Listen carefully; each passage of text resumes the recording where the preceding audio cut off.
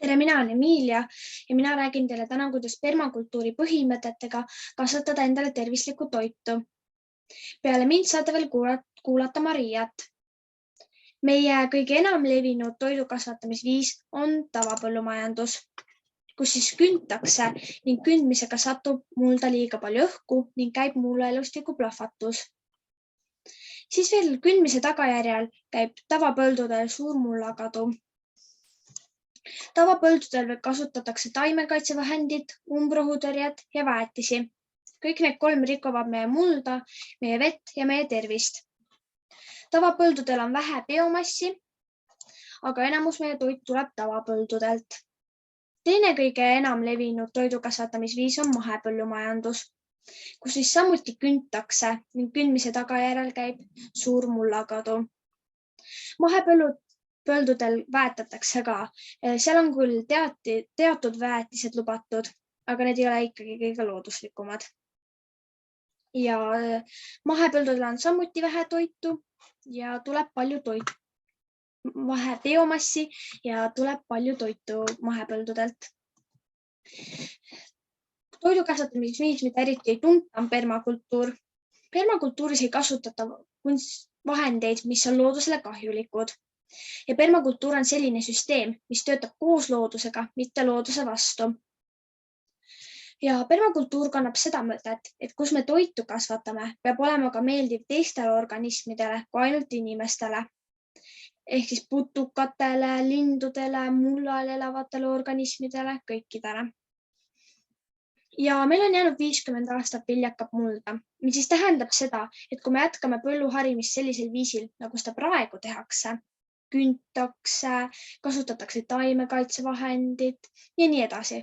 See ootab meid eest nälg. Muld asendub liiva ja saviga. Kündmise tagajärjel muld lendub ja satub lõpuks ookeani põhja, kust mulda enam kätte ei saa. Ja see ongi mullakadu. Ja mitte ükski masin ei loo mulda, ainult elusolendid loovad. Ja kuidas mulluelustikku toetada?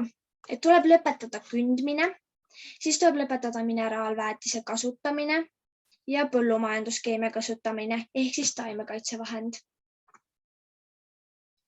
Ja kuna mulluelustik vajab toitu, siis kuidas me saame mulluelustikku toita? Kõigepealt ütlen seda, et mulda toidetakse pealtpoolt, nii nagu looduski seda teeb. Mulla katmine. Mulla katmine on väga oluline just sellepärast, et ei tekiks mullakadu ja tekiks juurde biomassi.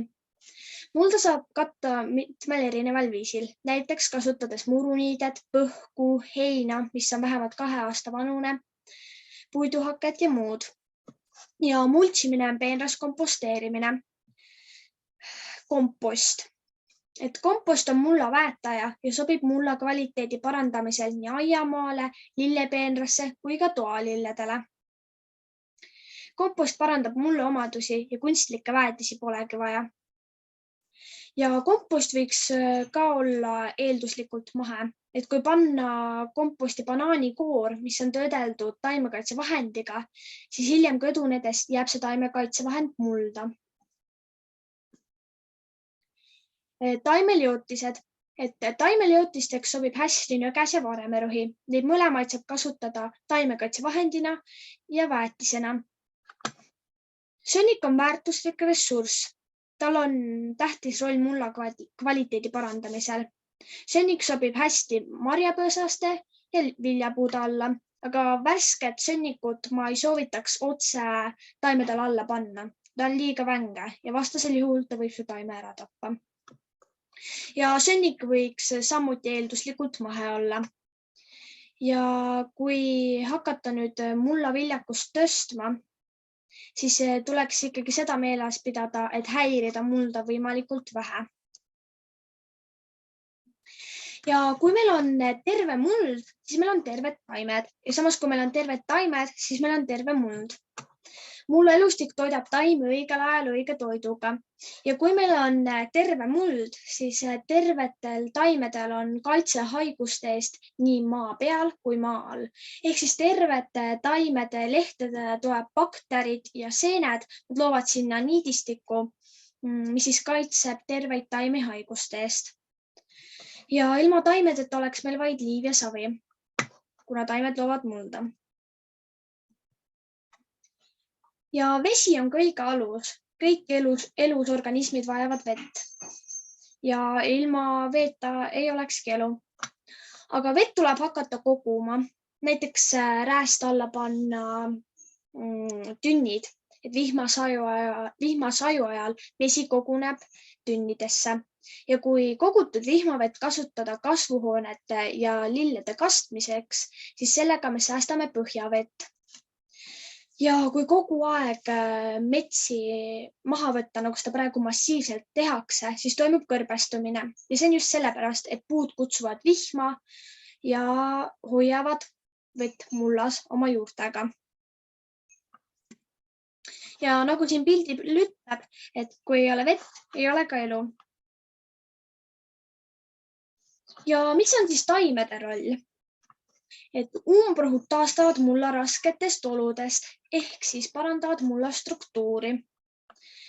Ja kui sinu aiamaal kasvab orasein, siis orasein näitab, et muld on alles algstaadiumis. Ja kui oraseina asemele on tulnud naat ja kõrvenõges, siis nemad näitavad, et muld on algstaadiumist edasi liikunud. Taimed kasvatavad lahtist haava kinni, katavad ja kaitsevad mulda, et ei tekiks mulla kadu. Loomad on kasulikud permakultuuris mitmel erineval moel. Linnud aitavad vähendada kahjurite arvukust, näiteks part, tema sööb nälkeid ja tigusid.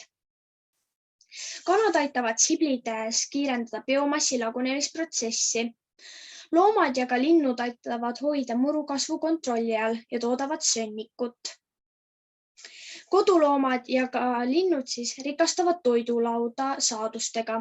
Kasvatades loomi ja linde armastuses, annavad nad sulle muna ja piima, mis toetab sinu tervist.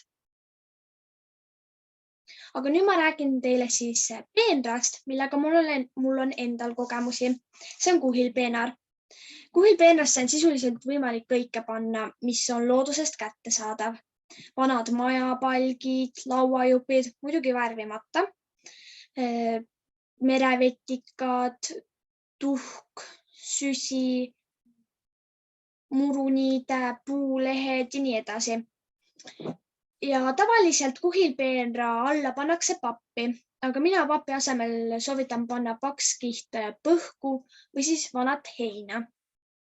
Kuna pappi töödeldakse keemiaga ja lõpuks see satub mulda ning ja ikkagi sööme ja joome seda endale sisse lõpuks. Ja kuhilpeenra ülesehitus on siis selline. Papi asemel panna paks kiht põhku või vanat heina. Põhu ja vana heina peale panna kas siis vanad palgid, lauajupid, jämedad oksad, puunotid või siis puukoored. Ja tavaliselt pannakse murumättad palkide peale ja kui murumättaid panna, siis niiviisi, et juured on ülespoole. Aga mina murumättaid ei pannud, vaid panin palkide peale riisutuid lehti, siis heina, sai ka veidi tuhka pantud. Siis panin veel komposti mulda koos sõnnikuga ja tavalist aiamulda ja hiljem lihtsalt multsisin pealt. Ja puitmaterjali roll kuhilpeenras on hoida niiskust. Põuaperioodil saavad taimed kenasti hakkama kuhilpeenras. Ja on veel selliseid peenraid nagu kõrgpeenar, kraaterpeenar, kujupeenar ja igasuguseid veel. Aga täna ma nendele pikemalt ei peatu, saate ise uurida. Selline on siis minu kuhilpeenar. Siin kasvavad maasikad ja küüslaugud. Küüslaugud panin ma siia sellepärast kasvama, et küüslaugud hoiavad eemale maasikaleestasi. Ja nagu näha, siin ma tegingi selle vea, et ma kasutasin pappi. Ja kui sa elad linnas ja tahaksid ka endale tervislikku toitu kasvatada ja sul on rõdu, siis saab ka rõdul endale tervislikku toitu kasvatada permakultuuri põhimõtetega. Aga kui sul ei ole rõdu, aga on lame katus, siis saab ka lame katusel endale toitu kasvatada. Et alati on lahendus olemas. ja permakultuuri aiad võivad välja näha suhteliselt metsikud ja mõne inimese silmis võid sa välja näha nagu laisa aednikuna, aga tegelikult ei ole laisk, vaid hoiad hoopis elurikkust. Aga milliseid seemneid siis permakultuuris eelistada? Kõigepealt tuleks vaadata, et seemned ei oleks GMO-d, siis puhtimata.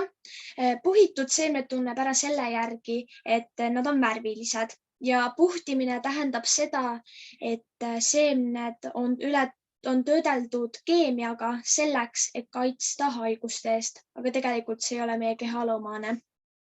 Siis tuleb vaadata, et seemned ei oleks hübriidsed ja kui paki peal on F ja H märk, siis seemned on hübriidsed ja parem on neid mitte valida. Siis võimalikult lähedal kasvatatud umbes sama kliimaga, mis meil, või siis kõige parem on sinu kodust 50 kilomeetri raadiuses kasvatatud toit või siis toit ja sealt saab ilma seemneid. Ja maheseemned siis. Need maheseemned on hea valik alustamaks seemnete kogumisega. Maheseemned on küll kallimad, aga lõpuks tasub ära. Siis on vanad sordid ja pärandsordid. Nad on head sellepärast, et nad on vastupidavamad, aga pärandsort poes ei müüda, aga käest kätte saab. Ja siis kõige parem on ise koguda seemneid, siis teab, millistes oludes seemned on olnud. Ja esimesel aastal on saak väiksem. Selle põhjuseks on ilmselt see, et mullaviljakus iga aastaga suureneb ja iga aastaga suureneb ka saagikus. Aga siin oleneb ikkagi ka aednikust, et aednik peab ka iga aasta ise mulda toitma. Köögiviljad on maitsvamad ja toitvamad kui poeomad. Ja jällegi väikene meenutus, et koguda seemneid, et see on väga tähtis. Aga nüüd ma räägin teile nippidest meie esivanemate tarkustest. Seemne süljetamine. Et ennem kui seemet mulda panna, võiks seemet umbes 9 sekundit keele all hoida. Seeme saab informatsiooni, mis vitamiinid ja mineraalid sinu kehas puudu on organismis. Ta kasvatab sinule vilja, mille sees on kõik need mineraalid ja vitamiinid olemas. Ja samuti saab taim infot sinu tervisliku seisundi kohta ja alapesuveest. Ja õunapuujuured on suhteliselt pinnapealsed ja nad ei saa piisavalt toitaineid mullast. Soovitan istutada varemerõhu õunapuu alla, mille juured ulatuvad sügavale ja toob mineraale sügavalt välja. Samuti inimese uriin annab õunapuule toitaineid ning kasvatab sulle vilja, mis toetab sinu tervist. Ja väikene märksõna, et aed on meie apteek.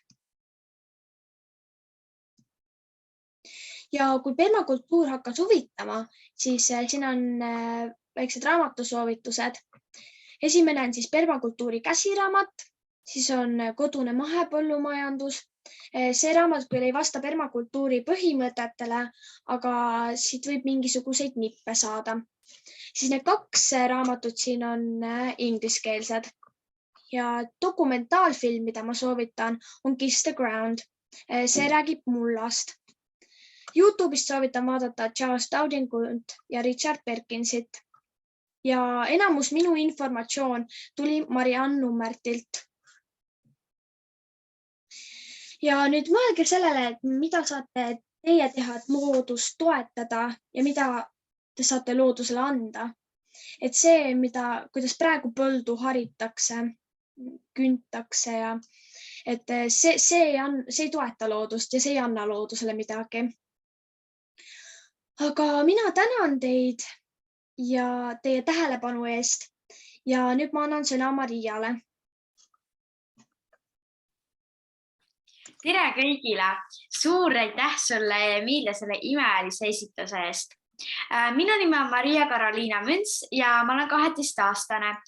Ma elan Rootsis Stockholmi külje all koos 6 venna, paljude loomade, ema ja isaga. Täna räägin ma teile talikülvist ja edukalt taimete kasvatamisest siin Põhjamaades. Nii, kohe püüan ma teile jagada neid slaid, et te saaksite näha, millest me rääkima hakkan. Nii. Meie alustasime talikülviga 3 aastat tagasi siin Rootsis. Talikülv on üks suurepärane viis aastaringselt ilmastikukindlate taimede kasvatamiseks. Tänu talikülvile saame ka talvisel perioodil oma aiast värskeid saaduseid. Meie pere jaoks oli suureks inspiratsiooniks porulauk. Me külvasime selle jaanuaris ning täpselt aasta aega hiljem korjasime üle 60 vägeva porulaugu taime otse lumehangest, et maailma parimaid roogasid valmistada. Sellest hetkest alates otsustasime talikülviga suurelt jätkata. Me saime aru, et meie külmas kliimas on võimalik täitsa edukalt värskeid saaduseid kasvatada ka miinuskraadidega, samal ajal kui õues on lumi maas. Lisaks avastasime, et selleks ei ole ilmtingimata vaja soojustusega kasvuhoonet, lisavalgust ja suurt aknalauapinda.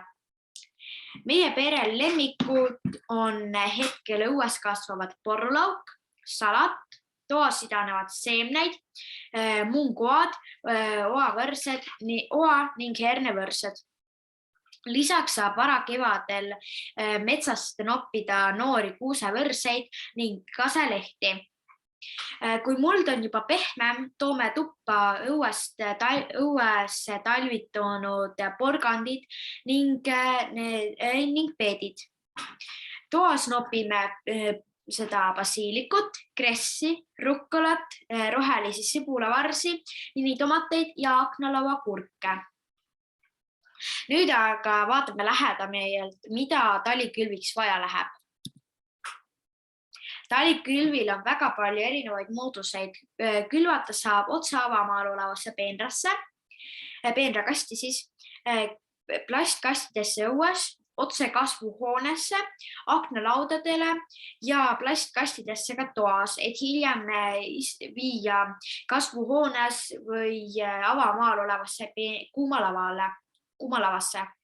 Selleks, et teha edukalt talikülvi külvikarpidesse, läheb vaja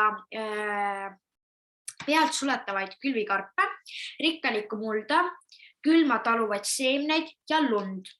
Kui lund ei ole, võid natukene vett mulla ja seemnete peale spreida, et seemned ära ei kuivaks. Veendu, et külvikarbil oleks kindlasti põhjas vee äravoolu augud ja külgedel või kaane peal õhuaugud, et liigne kondens välja saaks ja õhk asemele selleks, et need seemned ära ei mädaneks. Külvata saab ka avamaal asuvasse peenrakasti, mida nimetatakse ka külmalavaks. Külmalaval saab külvata madalakasvalist tilli, salatit, suviporgandit ehk siis varajast porgandit, rukkolat, kressi, spinatit, navara salatit ja nii edasi.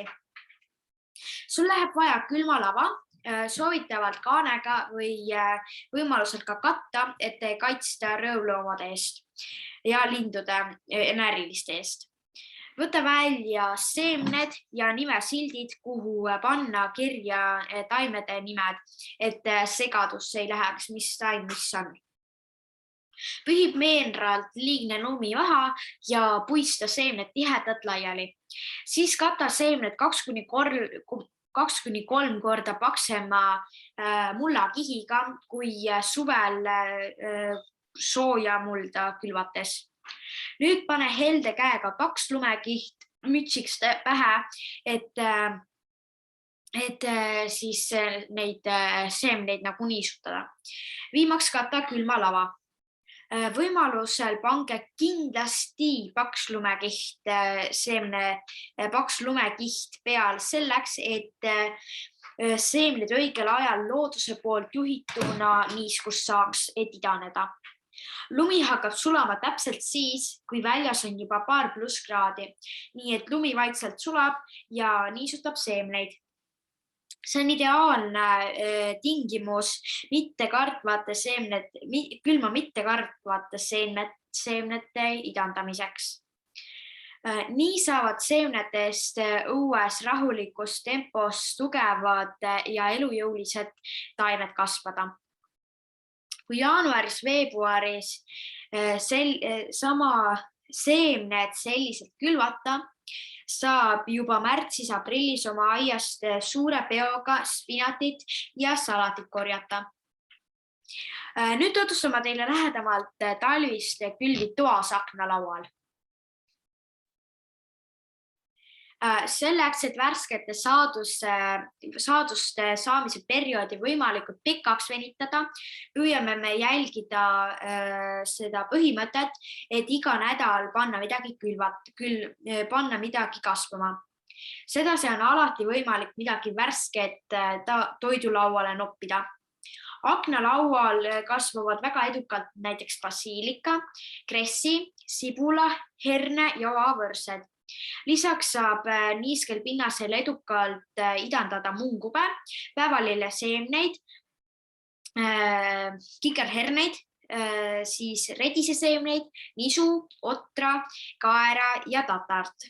Detsembris ja jaanuaris külvame me minitomatite, minipaprikate, tšillide ja pommude seemneid. Lisaks ka aastaringselt kasvatamiseks mõeldud kurgiseemneid. Need kurgid ja tomatid jäävadki tuppa kasvama ja annavad saaki juba kevad-suvisel perioodil. Oluline on siinkohal tagada piisavalt valgust, et taimed tugevad ja elujõulised kasvaks. Nõnda oleme juba 2 aastat järjest vendadega aknalaualt kurke korjanud. Need taimed aga, mis vajavad hästi pikka kasvamisperioodi, nagu näiteks porulauk, sibulaseemned, varsseller ja see nüüd paneme mulda jaanuaris ja korduskülvina ka veebruaris. Kui istikud on juba sirgunud ja kasvuhoones olev kuuma lava tagab ööpäeva ringselt minimaalselt +3 kraadi, viime istikud kuuma lavale. Samuti varajase saagi saamiseks külvame jaanuaris ja veebruaris teravatipulisi kapsasorte ja salatit, et hiljem istikud juba kasvuhoonesse viia ning aprillis ja mais saaki korjata. Istikud, kui nad on juba enda esimese paari päris lehti ehk karakterlehti külge kasvatanud, istutame nad ümber suurtematesse pottidesse ja jälgime, et kui nad on juba poti põhjas olevatest aukudest oma juuri välja kasvatama hakanud, siis istutame nad ümber otse kasvuhoonesse. Sa võib-olla mõtled, et mis asjad need karakterlehed ehk päris lehed siis tegelikult on. Esimesed 2 lehte on taimede liidulehed ja need näevad paljudel taimedel välja ühesugused, aga 3. ja 4. leht moodustavad juba karakterlehe, mis näeb välja täpselt samasugune nagu suure taime päris leht, lihtsalt et see on palju väiksem. Juba märtsis ja aprillis saab niiviisi külvates salati ja kapsalehti toiduks korjata. Nüüd vaatame lähedamalt, kuidas siis kuuma lava teha. Kuuma lava on fantastiline vahend tekitamaks sooja keskkonda looduslikult ajal, kui õues on veel miinuskraadid. Sul läheb vaja selleks kõigest hobusesõnnikut, heina või põhku, soovitavalt 2 aastat vana, siis sooja vett ja peenrakaste. Aseta peenrakastid siis 11 otsa ja laota sinna põhja laiali suur sületäis vanat heina. Seejärel võta suure prügikoti täis sõnnikut ja kalla heina peale laiali. Siis trambi see korralikult läbi ja vala 20 liitrit sooja veega kõik üle, et komposteerumist kiirendada. komposteerumist seda perioodi kiirendada siis. Siis seda põhimõtet jälgides täida terve kuuma lava neid peenrakaste seni kaua, kuni see on ääreni täis ja enam sisse ei mahu. Siis kata see näiteks klaasi või mingisuguse vaiba või millega. Meie katsime näiteks, panime euroaluse, siis panime sinna linad ja vaibad peale.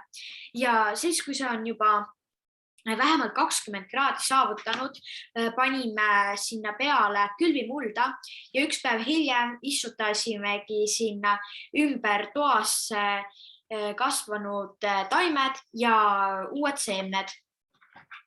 Täpselt samamoodi saab teha endale ideaalse kuuma lavaga õue avamaale. Nii, nüüd vaatame, kuidas teha peenrakaste taaskasutavast materjalist.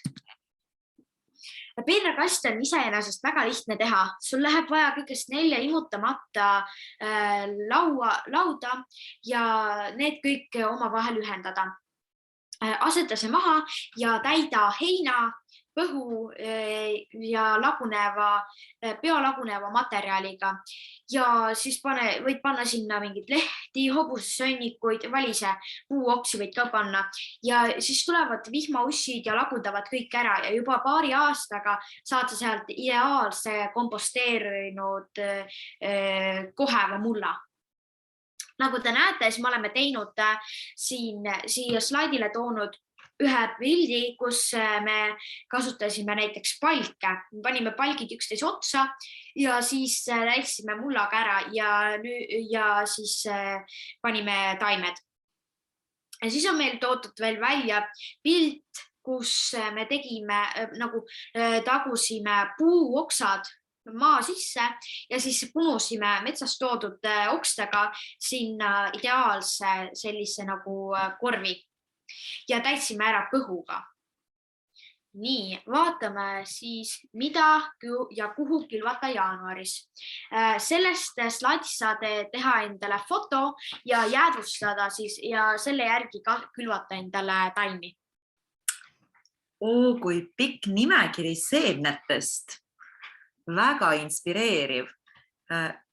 Ma vaatan, et see on jaanuarikuu kohta. Praegu on meil veebruar kalendris. Kas ma saan õigesti aru, et sinul on need seemned juba külvatud? Just. Ja milline siis see hetkeseis on? Hetkeseis on selline, et nagu te näete, siin on hästi palju taimi, aga paljud taimed on tegelikult juba viidud kuuma lavale ja tomatid, tšillid ja pommud ootavad veel